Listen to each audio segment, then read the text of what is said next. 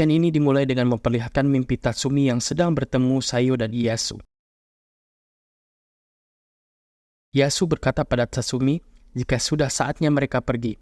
Tatsumi, oretachi sorosoro iku ze. Inti dari mimpi ini adalah Sayo dan Ieyasu meminta Tatsumi melanjutkan hidup dan terus melanjutkan semangat dan tujuan mereka, karena Sayo dan Ieyasu sudah tiada. Tatsumi pun terbangun dari tidur dan mimpinya. Scan beralih di mana Tatsumi sedang latihan berenang dengan menggunakan baju zirah di danau, dan Sele mengawasi latihan Tatsumi. Dan Sele pun berkata jika ini adalah latihan penting untuk menjadi seorang pembunuh. Ini dikarenakan karena Sele tidak punya tugas khusus di markas, karena ia selalu membuat kesalahan jika diberikan tugas untuk mengurus markas. Sele pun bercerita mengapa ia bisa menjadi bagian dari kelompok Natred. Ia dulu hanyalah putri dari pemilik kedai teh, namun pada suatu malam ia membunuh seorang pria yang mencoba membunuh seorang wanita, demi membantu wanita yang ternyata sahabat dari Sele itu. Dikarenakan ia telah membunuh pria tersebut, para teman dari pria yang Sele bunuh pun mencoba membalas dendam. Namun, mereka semua mati di tangan Sele. Dari situlah Sele merasa jika membunuh para Kroco adalah kelebihannya, dan dari situ juga ia menjadi bagian dari kelompok Night Raid. Mereka pun kembali ke markas dan berkumpul. Tatsumi mencoba menggunakan senjata kerajaan milik Zeng yang telah mereka kalahkan. Bos berkata jika senjata ini tidak ada dalam berkas manapun, dan kelebihan senjata ini adalah bisa melihat isi hati seseorang. Tatsumi pun mencoba dan berkonsentrasi, namun kemampuan yang ia dapatkan adalah melihat baju dalam perempuan. Walau kemampuan ini cocoknya untuk orang-orang mesum seperti kalian, ini bukanlah kemampuan yang cocok untuk membunuh. Namun seketika Tatsumi kelelahan, ia langsung kehabisan tenaga karena menggunakan senjata tersebut. Bos berkata, jika senjata itu tidak cocok pada Tatsumi dan akan mengirim senjata kerajaan tersebut ke markas pasukan revolusi untuk diperiksa dan dijadikan kekuatan bagi mereka.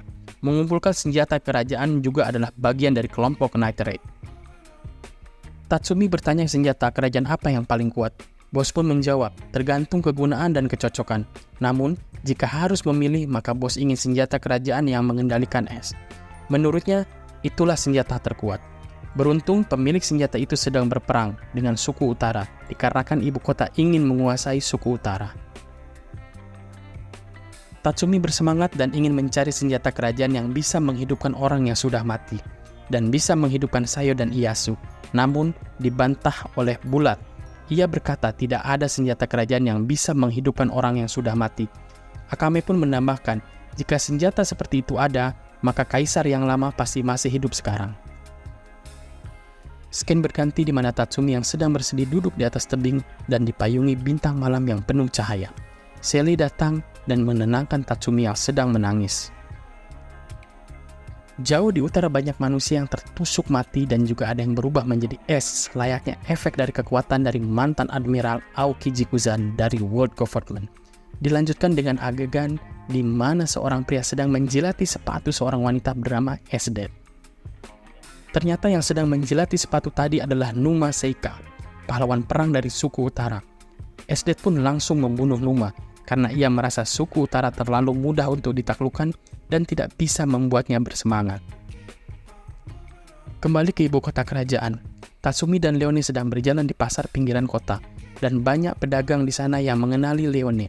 Ternyata Leone lahir dan besar di sana, namun ia pun punya banyak musuh karena punya banyak hutang kepada penduduk yang lain. Scan beralih ke dalam istana kerajaan, di mana sang raja menerima laporan jika beberapa jenderalnya bergabung dengan pasukan revolusi dan pasukan revolusi semakin membesar kekuatannya.